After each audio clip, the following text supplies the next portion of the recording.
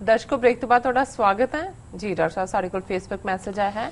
ਅਸੀਂ ਕੁਝ ਹੋਰ ਜਿਹੜੇ ਡਿਊਰਿੰਗ ਦਾ ਬ੍ਰੇਕ ਟਾਈਮ ਜਿਨ੍ਹਾਂ ਦੇ ਨੇ ਗ੍ਰੀਟ ਕੀਤਾ ਹੈ, ਗੁਰਵਿੰਦਰ ਸਿੰਘ ਖਾਲਸਾ, ਅਮਰੀਕ ਸਿੰਘ ਸਿੰਦਰ, ਕਸ਼ਮੀਰ ਸਿੰਘ ਵਿਰਕ, ਗੁਰਪਾਲ ਸਿੰਘ, ਅਮਰਤ ਸਿੰਘ ਨੰਦਾ, ਜਸਵਿੰਦਰ ਸਿੰਘ, ਜਿਨ੍ਹਾਂ ਨੇ ਕਿਹਾ ਵੀ ਗੁੱਡ ਸਬਜੈਕਟ। ਅਸੀਂ ਇਹਨਾਂ ਦੇ ਸ਼ੁਕਰਗੁਜ਼ਾਰ ਹਾਂ ਕਿ ਇਹ ਦੇਖ ਵੀ ਰਹੇ ਨੇ ਔਰ ਕਮੈਂਟ ਵੀ ਕੀਤਾ ਜੀ। ਪਰ ਅਸੀਂ ਐਪਰੀਸ਼ੀਏਟ ਕਰਾਂਗੇ ਕਿ ਜੇ ਕ੍ਰੀਏਟਿਵ ਕ੍ਰਿਟਿਸਿਜ਼ਮ ਵੀ ਹੋਏ, ਐਡਮੀਰੇਸ਼ਨ ਬਹੁਤ ਚੰਗੀ ਗੱਲ ਹੈ, ਸਿਫਤ ਚੰਗੀ ਲੱਗਦੀ ਹੈ, ਪਰ ਆਪਣੀ ਤੁਸੀਂ ਇਨਪੁਟ ਵੀ ਦਿਓ। ਜੇ ਤੁਹਾਡੇ ਵਿਚਾਰ ਕਿਸੇ ਇਸ਼ੂ ਦੇ ਉੱਤੇ ਵੱਖਰੇ ਨੇ ਜ਼ਰੂਰ ਦਿਓ। ਅਸੀਂ ਜਿਹੜੀ ਇਸ ਕਿਸਮ ਦੀ ਡਿਬੇਟ ਨੂੰ ਇਨਕਰੇਜ ਕਰਦੇ ਹਾਂ ਜੀ। ਡਾਕਟਰ ਸਾਹਿਬ ਬਿਲਕੁਲ। ਸਾਡੇ ਕੋਲ ਫੇਸਬੁੱਕ ਮੈਸੇਜ ਆਇਆ ਹੈ ਪਰਥ ਆਸਟ੍ਰੇਲੀਆ ਤੋਂ ਵੀਰ ਰਜਿੰਦਰ ਸਿੰਘ ਜੀ ਦਾ। ਇਹ ਲਿਖਦੇ ਹਨ, ਵਾਹਿਗੁਰੂ ਜੀ ਕਾ ਖਾਲਸਾ ਵਾਹਿਗੁਰੂ ਜੀ ਕੀ ਫਤਿਹ। ਮੈਂ ਸਿੱਖ ਸੰਗਤਾਂ ਅੱਗੇ ਇੱਕ ਅਹਿਮ ਮਸਲਾ ਰੱਖਣਾ ਚਾਹੁੰਦਾ ਹਾਂ। ਅੱਜ ਮੈਂ ਇੱਥੇ ਸਥਾਨਕ ਗੁਰੂ ਘਰ ਗਿਆ ਤੇ ਦੇਖਿਆ ਕਿ ਗੁਰਦੁਆਰੇ ਦੇ ਵਰਾਂਡੇ ਵਿੱਚ ਕੁਝ ਲੋਕ ਸਤਿੰਦਰ, ਸਰਤਾਜ ਅਤੇ ਸ਼ੈਰੀਮਾਨ ਦੇ ਸ਼ੋਅ ਦੀਆਂ ਟਿਕਟਾਂ ਵੇਚ ਰਹੇ ਸਨ। ਹੋਰਾਂ ਨੇ ਵੀ ਇਹ ਗੱਲ ਦੇਖੀ ਹੋਣੀ ਹੈ।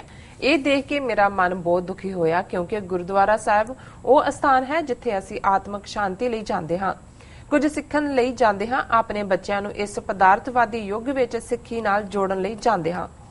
ਗੁਰੂ ਘਰ ਤੋਂ ਗੁਰਬਾਣੀ ਦਾ ਪ੍ਰਚਾਰ ਅਤੇ ਪ੍ਰਸਾਰ ਹੁੰਦਾ ਹੈ, ਨਾ ਕਿ ਇਹਨਾਂ ਗਾਣਿਆਂ ਦਾ ਜਾਂ ਇਹਨਾਂ ਦੇ ਗਾਇਕਾਂ ਦਾ।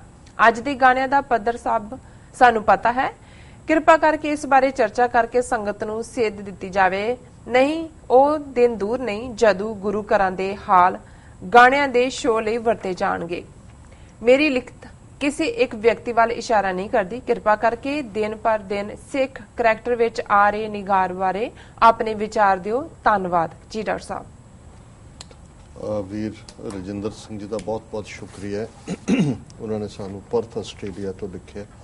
ਉਹਨਾਂ ਨੇ ਆਪਣੀ ਜੋ ਉਹਨਾਂ ਨੇ ਦੇਖਿਆ ਸਥਾਨਕ ਗੁਰੂ ਘਰ ਦੇ ਵਿੱਚ ਕਿ ਫਿਲਮੀ ਗਾਇਕਾਂ ਦੇ ਸ਼ੋਅ ਜਿਹੜੇ ਨੇ ਉਹਨਾਂ ਦੀਆਂ ਟਿਕਟਾਂ ਵੇਚ ਰਹੇ ਸੀ, ਔਰ ਉਹਨਾਂ ਨੇ ਬਿਲਕੁਲ ਠੀਕ ਕਿਹਾ ਕਿ ਗੁਰਬਾਣੀ ਦੇ ਲਈ ਜਦੋਂ ਅਸੀਂ ਗੁਰੂਦੁਆਰੇ ਦੀ ਗੱਲ ਕਰਦੇ, ਜਿਹੜਾ ਕਿ ਹਾਊਸ ਆਫ ਲਾਈਟ ਹੈ, ਜਿੱਥੇ ਜਾ ਕੇ ਅਸੀਂ ਚਾਨਣ ਲੈਣਾ, ਉੱਥੇ ਸਿਰਫ ਤੇ ਸਿਰਫ ਗੁਰਮਤ ਦੀ ਫਿਲਾਸਫੀ ਦੀ ਗੱਲ ਹੀ ਹੋ ਸਕਦੀ ਹੈ। ਈਵਨ ਸਿੱਖ ਰਹਿਤ ਮਰਿਆਦਾ ਇਹ ਵੀ ਕਹਿੰਦੇ ਹੈ ਕਿ ਭਾਈ ਜਦੋਂ ਤੁਸੀਂ ਕੋਈ ਵੀ ਕਥਾ ਜਾਂ ਵਿਚਾਰ ਲੈਕਚਰ ਕਰਦੇ ਹੋ, ਤੁਸੀਂ ਆਨਮਤੀ ਗ੍ਰੰਥਾਂ ਜਾਂ ਸ਼ਖਸੀਅਤਾਂ ਦਾ ਹਵਾਲਾ ਤਾਂ ਦੇ ਸਕਦੇ ਹੋ, ਰੈਫਰੈਂਸ ਤਾਂ ਤੁਸੀਂ ਦੇ ਸਕਦੇ ਹੋ, ਲੇਕਿਨ ਗੱਲ ਮੂਲ ਤੌਰ ਦੇ ਉੱਤੇ ਗੁਰਮਤ ਔਰ ਗੁਰੂ ਗ੍ਰੰਥ ਸਾਹਿਬ ਦੀ ਵਿਚਾਰਧਾਰਾ ਦੀ ਹੋਏਗੀ।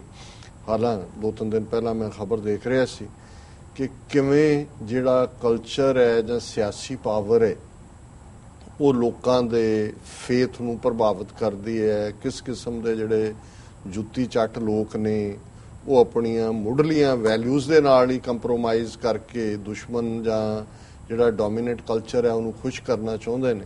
ਔਰ ਲੁਧਿਆਣੇ ਦੇ ਹਵਾਲੇ ਨਾਲ ਇਹ ਖਬਰ ਸੀ ਕਿ ਜੀ ਨਾਮਧਾਰੀਆਂ ਦੇ ਪਤਾ ਨਹੀਂ ਕਿਹੜਾ ਗੁਰੂ, ਜਿਹੜਾ ਠਾਕਰ ਸਿੰਘ ਹੈ ਕਿ ਕੌਣ ਹੈ, ਉਹਨਾਂ ਦੇ ਦਲੀਪ ਸਿੰਘ ਹੈ, ਪਤਾ ਨਹੀਂ, ਦੋ ਬਣਾਏ ਹੋਏ ਨੇ, ਉਹਨਾਂ ਚੋਂ ਇੱਕ ਫੈਕਸ਼ਨ ਦਾ, ਔਰ ਪੂਰੀ ਫੋਟੋ ਲੱਗੀ ਹੋਈ ਕੁੱਕਿਆਂ ਦੀ ਉਸੇ ਤਰ੍ਹਾਂ ਹੀ ਚਿੱਟੇ ਪਹਿਰਾਵੇ ਦੇ ਵਿੱਚ।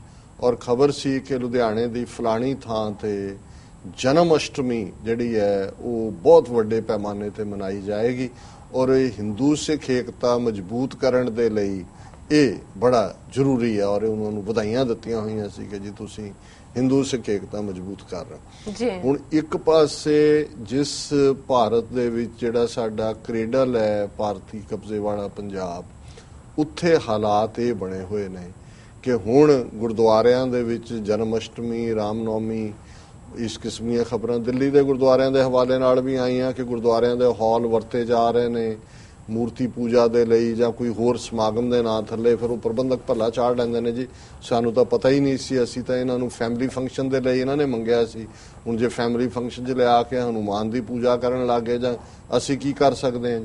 ਪਰ ਇਹ ਪਹਿਲੀ ਵਾਰੀ ਮੈਂ ਦੇਖਿਆ ਕਿ ਪੰਜਾਬ 'ਚ ਕੂਕਿਆਂ ਵੱਲੋਂ, ਹਾਲਾਂਕਿ ਕੂਕਿਆਂ 'ਚ ਬਹੁਤ ਕੁਛ ਹਿੰਦੂਤਵਾਦ ਹੈ, ਉਹ ਹਵਨ ਵੀ ਕਰਦੇ ਨੇ, ਵਿਆਹ ਦੇ ਫੇਰਿਆਂ ਵੇਲੇ ਵੀ ਗਾਂ ਦੇ ਵੀ ਭਗਤ ਬਣੇ ਹੋਏ ਨੇ, ਪਰ ਇਹ ਡਿਕਲੇਅਰਡਲੀ ਐਡਵਰਟਾਈਜ਼ ਕਰਕੇ ਕਿ ਅਸੀਂ ਜਨਮ ਅਸ਼ਟਮੀ ਹਿੰਦੂ ਸਿੱਖ ਏਕਤਾ ਦੀ ਮਜ਼ਬੂਤੀ ਲਈ ਮਨਾਉਣਾ, ਫਿਰ ਤਾਂ ਤੁਸੀਂ ਗੁਰਦੁਆਰੇ ਮੰਦਿਰ ਬਣਾ ਦਿੱਤੇ, ਆਲਰੇਡੀ ਲਿਵਿੰਗ ਗੁਰੂ ਬਣੇ ਹੋਏ ਨੇ, ਦੂਜੀਆਂ ਚੀਜ਼ਾਂ ਨੇ।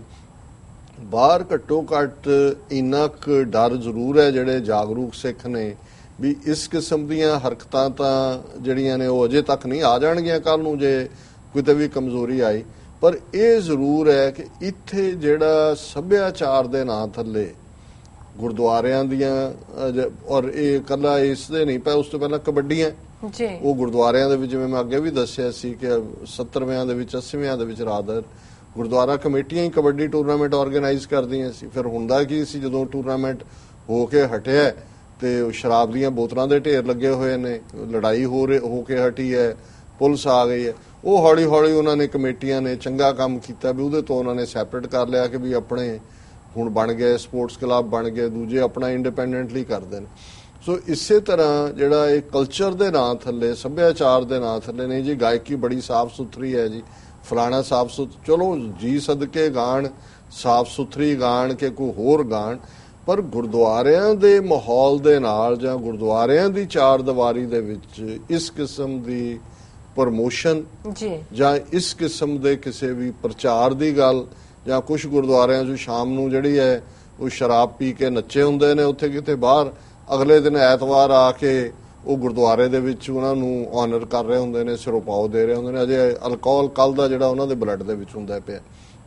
ਸੋ ਇਹ ਠੀਕ ਨਹੀਂ ਹੈ ਰੁਝਾਨ, ਕਿਉਂਕਿ ਉੱਥੇ ਹਿੰਦੂਤਵਾ ਖਾ ਰਿਹਾ, ਇੱਥੇ ਅਸੀਂ ਜੇ ਇਸ ਕਿਸਮ ਦੇ ਨਾਂ ਦੇ ਥੱਲੇ, ਅਸੀਂ ਕੋਈ ਸੱਭਿਆਚਾਰ ਦੇ ਵਿਰੋਧੀ ਨਹੀਂ ਹੈ, ਅਸੀਂ ਸਮਝਦੇ ਹਾਂ ਕਿ ਭਾਈ ਜਦੋਂ ਵੀ ਜਿਸ ਵੀ ਸਮਾਜ ਦੇ ਵਿੱਚ ਇੱਕ ਧਾਰਮਿਕ ਆਸਪੈਕਟ ਹੈ, ਇੱਕ ਉਸ ਦਾ ਕਲਚਰ ਹੈ, ਪੰਜਾਬ ਦਾ ਬੜਾ ਖੂਬਸੂਰਤ ਕਲਚਰ ਹੈ, ਪਰ ਜਿਸ ਤਰੀਕੇ ਨਾਲ ਅੱਜ ਦੀ ਗਾਇਕੀ ਦੇ ਨਾਂ ਥੱਲੇ ਜਿਵੇਂ ਇਸ ਸਾਰੇ ਨੂੰ ਬਿਲਕੁਲ ਸਭ ਤੋਂ ਜ਼ਿਆਦਾ, ਔਰ ਇਹ ਗੱਲ ਇੱਕ ਬੜੇ ਚੰਗੇ ਇਨਸਾਨ ਜਿਹੜੇ ਸਿੱਖ ਨਹੀਂ ਨੇ, ਹੋਰ ਧਰਮ ਨਾਲ ਸੰਬੰਧਿਤ ਨੇ ਪੰਜਾਬ 'ਚ, ਉਹ ਮੈਨੂੰ ਕਹਿਣ ਲੱਗੇ ਵੀ ਕੀ ਹੋ ਗਿਆ ਪੰਜਾਬ 'ਚ, ਸਿੱਖਾਂ 'ਚੋਂ ਤਾਂ ਸੱਭਿਆਚਾਰ ਨਿਕਲਿਆ ਸੀ, ਕਿੰਨੀ ਤਹਿਜ਼ੀਬ ਸੀ, ਗੱਲ ਕਰਨ ਦੀ ਤਹਿਜ਼ੀਬ ਸੀ। ਉਹਨਾਂ ਨੇ ਮੈਨੂੰ ਇਹ ਕੋਟ ਕਰਕੇ ਕਿਹਾ ਕਿ ਵੀ ਇਹ ਬਾਬਾ ਨਾਨਕ ਦੀ ਬਾਣੀ ਹੈ ਕਿ ਜਬ ਲਗ ਦੁਨੀਆ ਰਹੀ ਹੈ ਨਾਨਕ ਕਿਛ ਸੁਣੀਐ ਕਿਛ ਕਹੀਐ, ਕਿ ਦੁਨੀਆ ਦੇ ਵਿੱਚ ਸੰਵਾਦ ਹੈ। ਔਰ ਅੱਜ ਅਸੀਂ ਦੇਖਦੇ ਹਾਂ ਕਿਉਂ ਜੀ ਗਾਲੀ ਗਲੋਚ ਦੀ ਜ਼ਬਾਨ, ਕਿਉਂ ਜਿਹਾ ਈਵਨ ਇੱਕ ਦੂਸਰੇ ਪ੍ਰਤੀ ਸ਼ਬਦਾਵਲੀ, ਔਰ ਸਾਰਾ ਸ਼ਰਾਬ ਕਲਚਰ ਇਵੇਂ ਉਹਨਾਂ ਨੇ ਸ਼ਰਾਬ ਦੇ ਵਿੱਚ ਡੋਬ ਦਿੱਤਾ ਹੈ ਕਿ ਵੀ ਲੱਗਦਾ ਹੀ ਨਹੀਂ ਕਿ ਵੀ ਇੱਥੇ ਕੋਈ ਕਲਚਰ ਹੈ ਜਾਂ ਕੋਈ ਸੱਭਿਆਚਾਰ ਹੈ ਜੀ। ਸੋ ਮੈਨੂੰ ਇਹ ਲੱਗਦਾ ਹੈ ਵੀ ਇਹ ਬੜੀ ਇੱਕ ਵਿਉਂਤਬੱਧ ਤਰੀਕੇ ਦੇ ਨਾਲ ਗੱਲ ਹੋਈ, ਔਰ ਇਹ 70ਵਿਆਂ ਦੇ ਵਿੱਚ ਇਹ ਮਜ਼ਾਕ ਉਡਾਉਂਦੇ ਹੁੰਦੇ ਸੀ ਜਿਹੜੇ ਗੈਰ ਪੰਜਾਬੀ, ਉਹਨਾਂ ਨਾਲ ਰਲੇ ਤਾਂ ਸਾਡੇ ਪੰਜਾਬੀ ਦੂਜੇ ਫਿਰਕੇ ਦੇ ਹੁੰਦੇ ਸੀ, ਉਹ ਕਹਿੰਦੇ ਸੀ ਜੀ ਪੰਜਾਬ ਦਾ ਕੀ ਕਲਚਰ ਹੈਗਾ ਜੀ, Punjab has only one culture and that is agriculture. ਵੀ ਪੰਜਾਬ ਦਾ ਤਾਂ ਹੈ ਉਹਨਾਂ ਕੋਲ ਹੁਣ ਐਗਰੀਕਲਚਰ ਵਾਲੇ ਤਾਂ ਤੁਸੀਂ ਸੁਸਾਈਡ ਤੇ ਲਾ ਦਿੱਤੇ, ਮਰਨ ਲਾ ਦਿੱਤੇ ਜੀ, ਉਹ ਤਾਂ ਤਬਾਹ ਕਰ ਦਿੱਤਾ।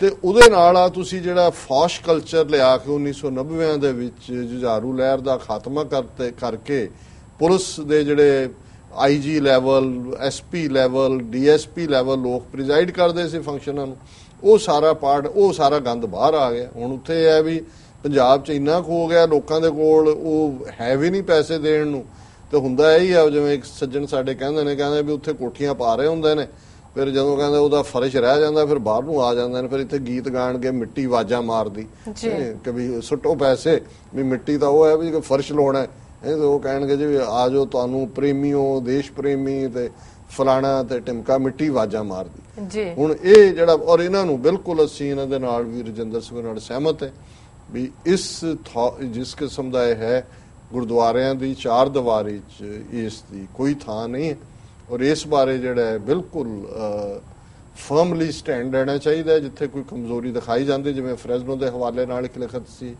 ਅਸੀਂ ਡਿਸਕਸ ਕੀਤਾ ਸੀ ਕਿ ਵੀ ਇਹ ਤੁਸੀਂ ਕਰਨੇ ਸੱਭਿਆਚਾਰ ਦੇ ਨਾਂ ਥੱਲੇ ਭੰਗੜੇ ਕਰਨੇ ਨੇ, ਗਿੱਧੇ ਪਾਉਣੇ ਨੇ, ਕੋਈ ਹੋਰ ਕਰਨਾ, ਉਹਨੂੰ ਧਰਮ ਦੇ ਨਾਲ ਨਾ ਜੋੜੋ, ਸਿੱਖ ਧਰਮ ਦੀ ਬੇਸਿਕ ਫਿਲਾਸਫੀ ਨੂੰ ਨਾ ਡਾਇਲੂਟ ਕਰੋ। ਸੋ ਇਹਨਾਂ ਦਾ ਬਹੁਤ ਬਹੁਤ ਸ਼ੁਕਰੀਆ, ਇਹਨਾਂ ਨੇ ਸਾਨੂੰ ਲਿਖਿਆ ਜੀ। ਡਾਕਟਰ ਸਾਹਿਬ ਪ੍ਰੋਗਰਾਮ ਦੇ ਐਂਡ ਵਿੱਚ ਤੁਸੀਂ ਸਾਡੇ ਦਰਸ਼ਕਾਂ ਨੂੰ ਦੱਸੋ ਅੱਜ ਦਾ ਵਿਚਾਰ। ਅੱਜ ਦੇ ਵਿਚਾਰ ਲਈ ਅਸੀਂ ਪੰਜਵੇਂ ਪਾਤਸ਼ਾਹ ਰਚਿਤ ਗਾਥਾ ਬਾਣੀ ਦੇ 2 ਸ਼ਲੋਕ ਚੁਣੇ ਨੇ ਜੀ। ਪਹਿਲਾ ਸ਼ਲੋਕ ਹੈ, ਮੈਲਗਰ ਸੰਗੇਣ ਨਿਮ ਬਿਰਖ ਸੇ ਚੰਦਨੇ ਨਿਕਟ ਬਸੰਤੋ ਬਾਂਸੋ ਨਾਨਕ ਅਹੰਗ ਬੁੱਧ ਨਾ ਬਹੁਤੇ। ਜਦੋਂ ਅਸੀਂ ਸਾਊਥ ਏਸ਼ੀਆ ਦਾ ਦੇਖਦੇ ਹਾਂ ਢਾਂਚਾ, ਸਟਰਕਚਰ, ਜਿਓਗ੍ਰਾਫੀ ਹੈ, ਸੋ ਇੱਕ ਪਹਾੜ ਜਿਹੜੇ ਨੇ ਜਿਨ੍ਹਾਂ ਨੂੰ ਮੈਲਾਗਰ ਜਾਂ ਮੱਲਿਆ ਪਰਬਤ ਵੀ ਕਹਿੰਦੇ ਨੇ। ਔਰ ਇਸ ਬਾਰੇ ਹੈ ਕਿ ਵੀ ਜਦੋਂ ਅਸੀਂ ਗਗਨ ਮੈਂ ਥਾਲ ਰਵ ਚੰਦ ਦੀਪਕ ਬਨੇ, ਗगन में थाल रव चंद दीपक बने, तारका मंडल जनक मोती, धूप मलियाण लो पवन चवरो करे, सगल बन राय फुलंत ज्योति। हुण ये जिहड़ा है कि उस मलियाचल पर्वत नूं छो के आ रही हवा, वो इसलिए मलिया पर्वत जां मलियाचल दे हवा दे विच खुशबू है कि उत्थे बड़े चंदन दे दरख्त ने। और इस बारे असी सो भी चंदन होए रहे बसें जो चंदन पास। और कल्ले वो तो उस पहाड़ दे उत्ते चंदन दे दरख्त है ही ने, पर चंदन दी खुशबू नाल जिहड़े होर भी दरख्त ने सारी विसिनिटी दे मीलां तक, उन्हां चों भी चंदन दी खुशबू आंदी है। पर एक बांस ऐसा जिहड़ा है कि उहदे च वो कहंदे ने भावें चंदन दे नाल खड़ा होए बांस दे विच खुशबू नहीं वड़दी, बाकी सारे दरख्त ਨੂੰ ਅਡਾਪਟ ਕਰਦੇ ਨੇ। ਔਰ ਪੰਜਵੇਂ ਪਾਤਸ਼ਾਹ ਨੇ ਇਸ ਨੂੰ ਹੀ ਅਲੰਕਾਰ ਦੇ ਤੌਰ ਤੇ ਵਰਤਿਆ ਕਿ ਵੀ ਜੇ ਨਿੰਮ ਦਾ ਦਰਖਤ, ਹੁਣ ਨਿੰਮ ਬੜਾ ਕੌੜਾ ਹੁੰਦਾ ਜੀ, ਜੇ ਨਿੰਮ ਦਾ ਦਰਖਤ ਮਲਿਆਚਲ ਪਰਬਤ ਜਿੱਥੇ ਚੰਦਨ ਦੇ ਰੁੱਖ ਨੇ ਉਹਨਾਂ ਦੇ ਕੋਲ ਹੋਏ ਤੇ ਉਹ ਵੀ ਚੰਦਨ ਹੋ ਜਾਂਦਾ ਹੈ। ਮੈਲਾਗਰ ਸੰਗੇਨ ਨਿੰਮ ਬਿਰਕ ਸੇ ਚੰਦਨ ਹੈ ਕਿ ਜਿਹੜਾ ਨਿੰਮ ਵਰਗਾ ਕੌੜਾ ਦਰਖਤ ਹੈ ਮਲਿਆਚਲ ਦੇ ਜਾਂ ਮਲਿਆ ਪਹਾੜ ਦੇ ਚੰਦਨ ਦੇ ਦਰਖਤਾਂ ਦੀ ਸੰਗਤ ਦੇ ਵਿੱਚੋਂ ਖੁਸ਼ਬੂ ਨਾਲ ਭਰ ਜਾਂਦਾ ਹੈ। ਨਿਕਟ ਬਸੰਤੋ ਬਾਂਸੋ ਨਾਨਕ ਅਹੰਗ ਬੁੱਧ ਨਾ ਬਹੁਤੇ, ਕਿ ਨੇੜੇ ਬਾਂਸ ਰਹਿੰਦਾ ਪਰ ਉਸ ਦੇ ਉੱਤੇ ਕੋਈ ਫਰਕ ਨਹੀਂ ਪੈਂਦਾ, ਉਸ ਦੀ ਉਹ ਸੁਗੰਧਤ ਨਹੀਂ ਹੁੰਦਾ। ਸੋ ਇਸ ਦਾ ਭਾਵ ਇਹੀ ਹੈ ਕਿ ਭਾਈ ਚੰਗੇ ਪੁਰਖਾਂ ਦਾ ਸਾਥ, ਗੁਰਮੁਖ ਦੀ ਸੰਗਤ ਜਿਹਨੂੰ ਅਸੀਂ ਮੰਗਦੇ ਹਾਂ ਅਰਦਾਸ ਦੇ ਵਿੱਚ, ਸਹੀ ਪਿਆਰੇ ਮੇਲ ਜਿਨ੍ਹਾਂ ਮਿਲਿਆ ਤੇਰਾ ਨਾਮ ਚਿਤ ਆਵੇ, ਇਹ ਹੈ ਸੰਗਤ। ਕਿ ਸੰਗਤ ਦੇ ਵਿੱਚ ਬਹੁਤ ਕੁਝ ਬਦਲ ਜਾਂਦਾ ਹੈ। ਔਰ ਦੂਸਰਾ ਸ਼ਲੋਕ ਹੈ ਗਾਥਾ ਗੁੰਫ ਗੋਪਾਲ ਕਥੰ ਮਥੰਗ ਮਾਨ ਮਰਦਨੇ ਹਤੰਗ ਪੰਚ ਸ਼ਤਰੇਣ ਨਾਨਕ ਹਰ ਬਾਣੇ ਪ੍ਰਾਹਰਣੇ। ਗਾਥਾ ਕਹਿੰਦੇ ਨੇ ਉਸਤਤ ਨੂੰ, ਔਰ ਗੁੰਫ ਕਹਿੰਦੇ ਨੇ ਜਿਹੜਾ ਕੋਈ ਕੰਪੋਜ਼ਿੰਗ ਹੈ, ਕਿਸੇ ਚੀਜ਼ ਨੂੰ ਗੁੰਦਣਾ, ਜਿਹੜੇ ਸ਼ਬਦ ਗੁੰਦੇ ਜਾਂਦੇ ਨੇ, ਕਹਾਣੀਕਾਰ ਹੋਏ, ਕਾਵਕਾਰ ਹੋਏ।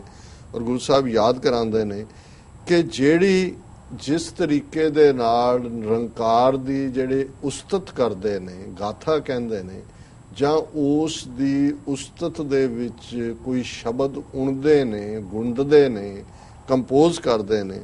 ਮਥੰਗ ਮਾਨ ਮਰਦ ਨੇ, ਮਥੰਗ ਹੁੰਦਾ ਹੈ ਜਿਹੜਾ ਮਲਿਆ ਜਾਂਦਾ, ਕਿ ਉਹਨਾਂ ਦਾ ਵਿਚਲਾ ਹੰਕਾਰ ਜਿਹੜਾ ਹੈ ਉਹ ਉਹਦੇ ਨਾਲ ਖਤਮ ਹੋ ਜਾਂਦਾ, ਮਥੰਗ ਕ੍ਰਸ਼ ਹੋ ਜਾਂਦਾ। ਮਾਨ ਮਰਦ ਨੇ ਮਲਿਆ ਜਾਂਦਾ। ਹਤੰਗ ਪੰਚ ਸ਼ਤਰੇਣ, ਹਤੰਗ ਹੁੰਦਾ ਨਾਸ ਹੋ ਜਾਣਾ, ਹੱਤਿਆ ਇਹਦੇ ਚ ਵੀ ਬਣਿਆ ਹਤੰਗ ਤੋਂ। ਪੰਜ ਸ਼ਤਰੂ ਕਾਮ ਕ੍ਰੋਧ ਲੋਭ ਮੋਹ ਹੰਕਾਰ, ਕਿ ਉਹ ਪੰਜ ਸ਼ਤਰੂ ਜਿਹੜੇ ਨੇ ਉਹ ਹੱਥ ਹੁੰਦੇ ਨੇ, ਮਾਰੇ ਜਾਂਦੇ ਨੇ। ਨਾਨਕ ਹਰ ਬਾਣੇ ਪ੍ਰਹਾਰਣੇ, ਪ੍ਰਹਾਰ ਹੁੰਦਾ ਸਟ੍ਰਾਈਕ ਕਰਨਾ, ਬਾਣ ਹੁੰਦਾ ਤੀਰ, ਕਿ ਜਦੋਂ ਰੱਬ ਦੇ ਨਾਂ ਦਾ ਤੀਰ ਚੱਲਦਾ ਤੇ ਫਿਰ ਪੰਜ ਸ਼ਤਰੂ ਕਾਮ ਕ੍ਰੋਧ ਲੋਭ ਮੋਹ ਹੰਕਾਰ ਮਾਰੇ ਜਾਂਦੇ ਨੇ। ਔਰ ਜਿਹੜਾ ਮਾਣ ਹੈ, ਹੰਕਾਰ ਹੈ, ਉਹ ਮਥੰਗ, ਉਹ ਕ੍ਰਸ਼ ਹੁੰਦਾ ਹੈ ਜਦੋਂ ਅਸੀਂ ਗਾਥਾ ਕਹੀਏ, ਵਾਹਿਗੁਰੂ ਦੀ ਸਿਫਤ ਸਲਾਹ ਕਰੀਏ, ਜਾਂ ਗੁੰਫ ਉਸ ਨੂੰ ਚੁਣੀਏ ਕਿਹਦੀ, ਗੋਪਾਲ ਕਥੰ, ਉਹ ਨਿਰੰਕਾਰ ਜਿਹੜਾ ਕਿ ਸਭ ਦੇ ਪਾਲਣਹਾਰ ਹੈ। ਸੋ ਇਹ ਅੱਜ ਦਾ ਵਿਚਾਰ ਜੀ। ਡਾਕਟਰ ਸਾਹਿਬ ਤੁਹਾਡਾ ਬਹੁਤ ਬਹੁਤ ਸ਼ੁਕਰੀਆ, ਤੁਸੀਂ ਅੱਜ ਦਾ ਵਿਚਾਰ ਸਾਡੇ ਦਰਸ਼ਕਾਂ ਨਾਲ ਸਾਂਝਾ ਕੀਤਾ। ਇਸ ਨੇ ਆਪਣੇ ਵਿਊਅਰਸ ਕੋਲ ਲੈਣੇ ਇਜਾਜ਼ਤ। ਵਿਊਅਰਸ, ਸਾਡੇ ਪ੍ਰੋਗਰਾਮ ਦਾ ਸਮਾਂ ਇੱਥੇ ਸਮਾਪਤ ਹੁੰਦਾ। ਤੁਸੀਂ ਆਪਣੇ ਰਾਏ ਤੇ ਸੁਝਾਅ ਸਾਨੂੰ ਭੇਜਣਾ ਭੁੱਲਣਾ ਸਾਡੇ ਇਸ ਪਤੇ ਤੇ sos@tv84.tv ਤੇ। ਅਸੀਂ ਆਪਣਾ ਪ੍ਰੋਗਰਾਮ ਲੈ ਕੇ ਫਿਰ ਦੁਬਾਰਾ ਹਾਜ਼ਰ ਹੋਵਾਂਗੇ। ਤਦ ਤੱਕ ਲਈ ਮੈਨੂੰ ਤੇ ਪਰਾਠ ਆਗਿਆ ਦਿਓ। ਦੇਖਦੇ ਰਹੋ TV84। ਬੁਲਾ ਦਿਓ ਫਤਿਹ। ਵਾਹਿਗੁਰੂ ਜੀ ਕਾ ਖਾਲਸਾ, ਵਾਹਿਗੁਰੂ ਜੀ ਕੀ ਫਤਿਹ।